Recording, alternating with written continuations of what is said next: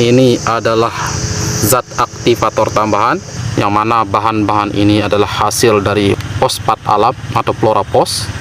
Yang kedua adalah kalsium dan magnesium. Yang ketiga adalah asam humat yang memiliki kandungan C organik yang sangat tinggi, sahabat tani. Bahan ini akan kita gunakan untuk aplikasi di lahan bekas atau umumnya kita sebut dengan istilah lahan janda. Bagaimanakah cara kita untuk formulasikan bahan-bahan ini? Mari kita saksikan video tutorialnya. Yayasan Petani Muslim Indonesia.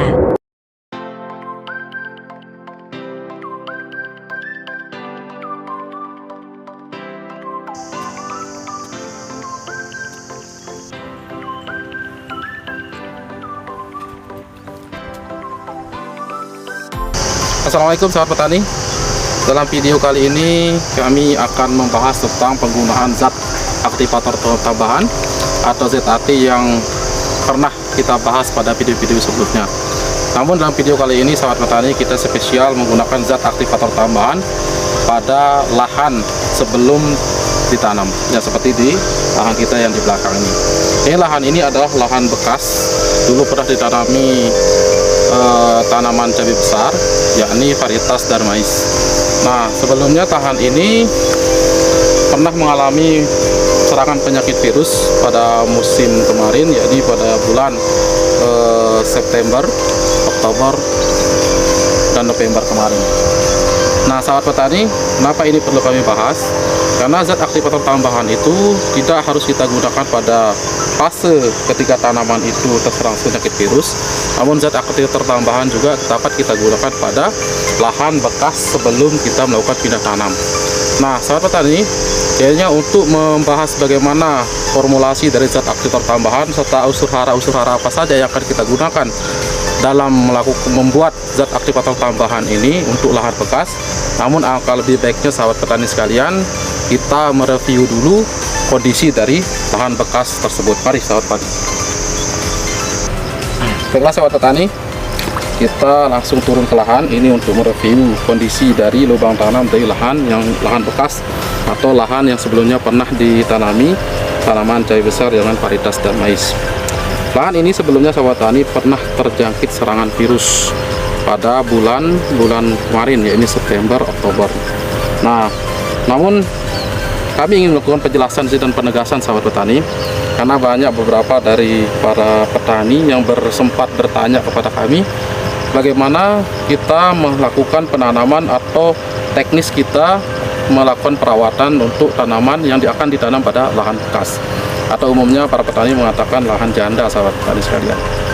Ini perlu kami bahas sahabat petani karena kegagalan kita umumnya pada lahan bekas itu adalah ketika kita pindah tanam ke lahan bekas dari bibit yang masih baru atau tanaman baru, itu kita cenderung mengalami kegagalan sekitar 50% atau sampai 60% kegagalan kita sahabat petani, yang ditandai dengan nanti itu adalah pertumbuhan stunting atau kurang naik, pertumbuhannya tidak bagus. Yang kedua adalah layu sahabat petani. Nah, itu kendala-kendala kita di lahan bekas sahabat petani. Jadi untuk lebih jelasnya sahabat petani, mungkin kami akan membahas dan mereview lebih tentang kondisi lubang tanam dulu sahabat petani dari lahan bekas ini. Nah, mungkin kita agak ke sana dulu sedikit sahabat petani, kita mencari tanah yang kira-kira untuk dapat kita cek kondisi dari lubang tanam itu. Nah, kita masuk ke yang ini sahabat petani, ini lubang tanam. Coba sedikit gembuskan, mungkin di zoom sedikit sahabat petani. Nah, ini adalah kondisi lahan bekas dari sebelumnya kita tanam, karena ini memang kondisi di musim hujan, ini agak lembek tanahnya dan memang agak liat. Namun perlu diketahui sahabat petani, umumnya di lahan bekas kayak gini, sisa-sisa dari penggunaan pupuk, baik itu pupuk yang umumnya sering kita kocorkan ke pangkal batang atau ke lubang tanam ini, dia itu masih akan tersimpan atau mengalami residu di sini sahabat petani. Sehingga ke residu itu atau sisa-sisa dari pupuk yang pernah kita kocorkan itu, nah itulah cenderung akan menjadi racun yang menyebabkan nanti tanaman itu akan mengalami pertumbuhan yang kurang maksimal atau yang sering kita sebut stunting, karena perakarannya terhambat karena sisa-sisa dari pupuk itu sendiri yang menyebabkan racun. Terus yang kedua, kadang-kadang nanti kalau terlalu tinggi tingkat racun yang menyebabkan tanah ini menjadi tingkat keasamannya meningkat karena sisa-sisa dari penggunaan pupuk kocor kita, sahabat petani. Nah, ini akan nanti menyebabkan apabila kita melakukan pemupukan kocor selanjutnya pada tanaman yang telah akan kita pindahkan ke sini, itu akan nanti perlahan-lahan akan menyebabkan tanaman itu menjadi cenderung ada kecenderungan untuk layu, sahabat petani. Nah, berdasarkan kondisi-kondisi tanah yang kita lahan bekas ini kita review, sahabat petani, kondisinya yang pertama ini adalah karena di musim hujan kondisi lahannya tergenang oleh air. Terus kedua adalah di sini kondisi tanahnya itu mungkin mengalami penurunan pH, ini sudah mulai agak mengalami tingkat kemasaman karena pertama adalah faktor hujan, intensitas hujan yang tinggi. Kedua adalah karena sisa penggunaan pupuk kocor kita pada tanaman sebelumnya itu masih tersimpan residunya, sahabat petani, dan bisa jadi ada beberapa spora jamur atau bakteri-bakteri yang nanti bisa menyebabkan tanaman itu menjadi kurang maksimal pertumbuhannya atau bisa menimbulkan penyakit di tanaman. Maka di sini kami dapat mendiagnosa bahwa yang perlu kita berikan ke lahan bekas seperti ini, sahabat petani, karena kondisinya seperti ini. Yang pertama adalah tergenang, kedua ini tingkat pH dari kondisi lahan ini adalah menurun, yakni agak kemasaman, sahabat petani. Maka ada beberapa unsur hara yang perlu kita lakukan, yang perlu kita berikan, kita formulasikan pada zat aktivator tambahan. Nah, antara lain apa itu unsur-unsur hara yang harus kita formulasikan untuk kita mengatasi kemungkinan-kemungkinan yang akan terjadi pada lahan bekas ini ketika kita pindah tanam nanti. Maka yang pertama kali kami simpulkan yang perlu kita berikan kepada lahan bekas ini, yakni pertama adalah perlunya kalsium, sahabat petani. Terus kedua, perlunya kita melakukan penambahan asam humat, dan yang ketiga adalah perlunya penambahan unsur hara fosfat yang cukup, sahabat petani.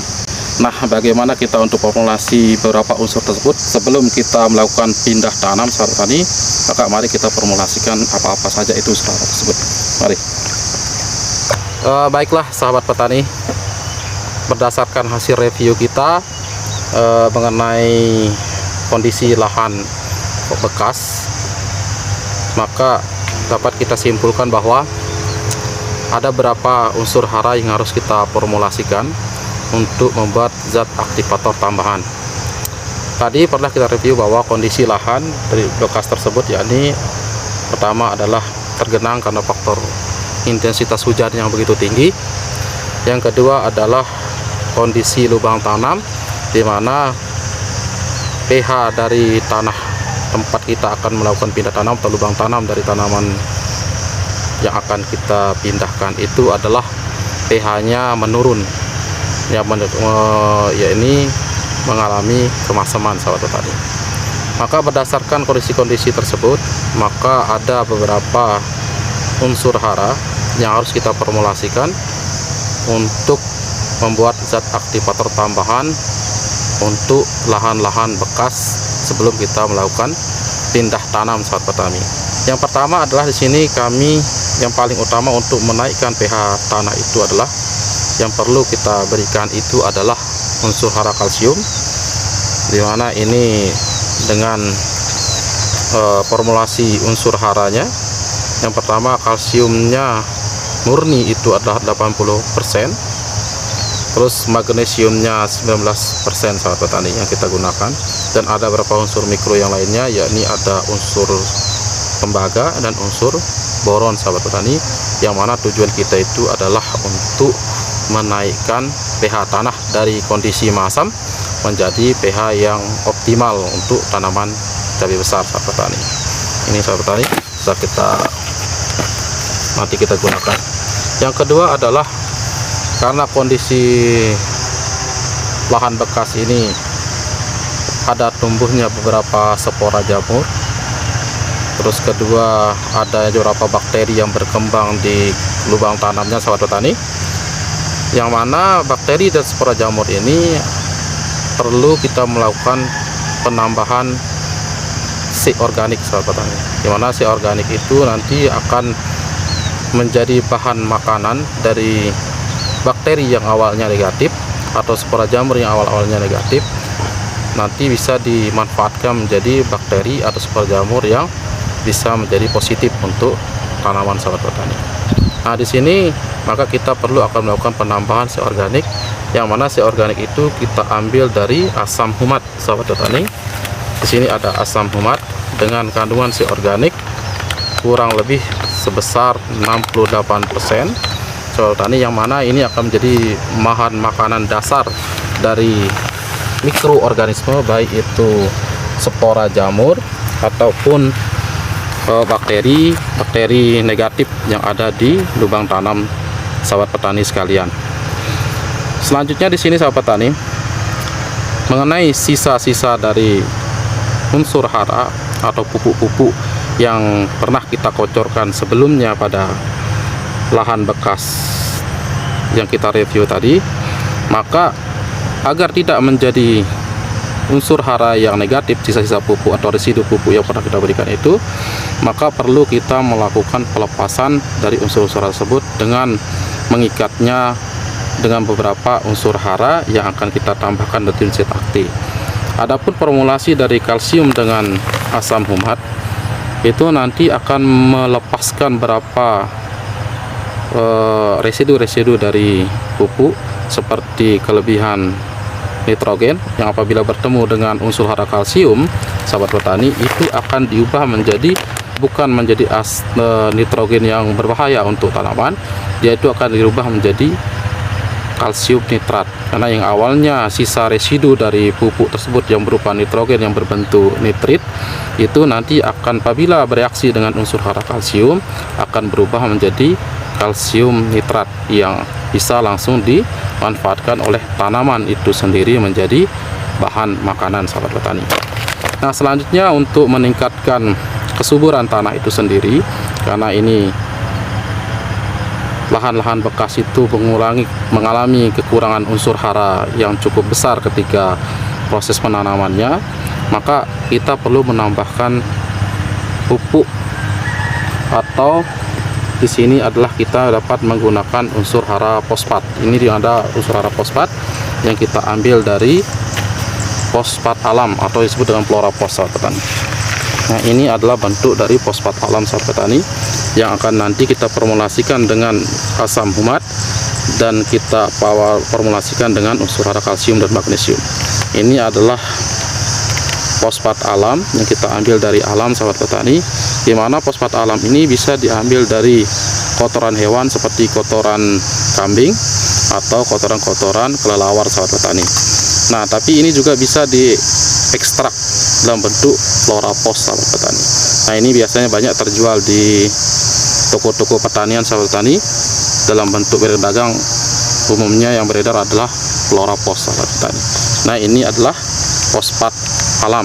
Nah, ini yang kita tambahkan menjadi formulasi zat aktivator tambahan untuk kita mengatasi kemungkinan-kemungkinan yang terjadi nanti di lahan bekas akibat sisa-sisa dari residu pupuk kocor sebelumnya. Terus kedua, dari kondisi-kondisi penyakit yang tersimpan di dalam tanah atau lubang tanam dari lahan bekas yang akan kita tanami lagi dengan tanaman baru sahabat petani. Nah, bagaimana kita untuk memformulasikan beberapa unsur hara tersebut, dapat takaran masing-masing, maka mari kita buat tutorialnya secara langsung sahabat petani. Oke, sahabat petani, di sini kita ada ember. Kita ember untuk kita mencampur dan memformulasikan beberapa bahan-bahan ini menjadi zat aktivator tambahan.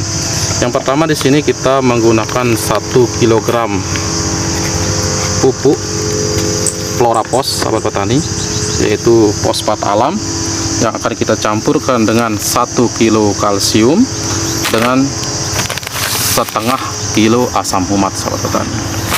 Kita sahabat petani, mari kita campurkan jadi satu.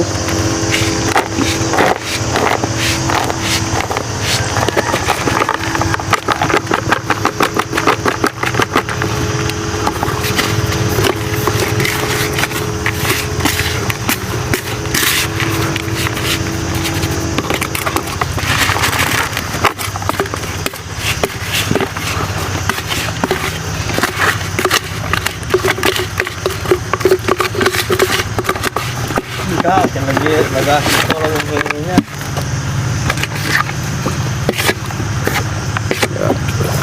Ya sahabat petani, ini adalah flora pos atau fosfat alam yang akan dimana fosfat alam ini kita akan tambahkan dengan setengah kilo asam humat sahabat petani. Yang selanjutnya kita akan tambahkan dengan 1 kilogram kalsium.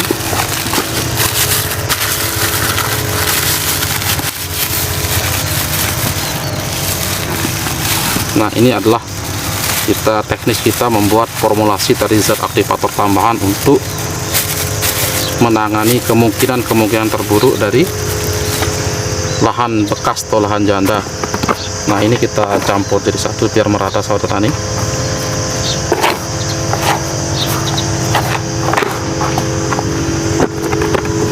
Agar kalsium, asam humat, dan unsur hara pupuk fluorapos atau fosfat alam ini tercampur dengan rata, yang mana ini akan kita aplikasikan nanti ke setiap lubang tanam dari lahan-lahan bekas yang telah kita reviewkan.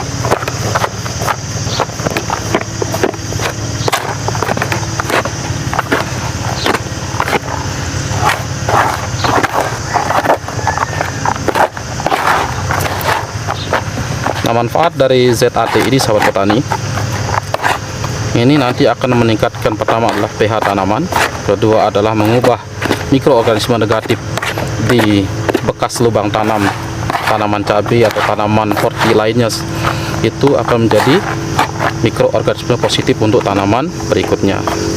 Dan yang ketiga adalah menyediakan unsur hara dasar atau starter untuk tanaman yang akan kita sudah tanam tadi, yang berupa unsur hara fosfor yang sangat dibutuhkan oleh perkembangan perakaran dan batang tanaman.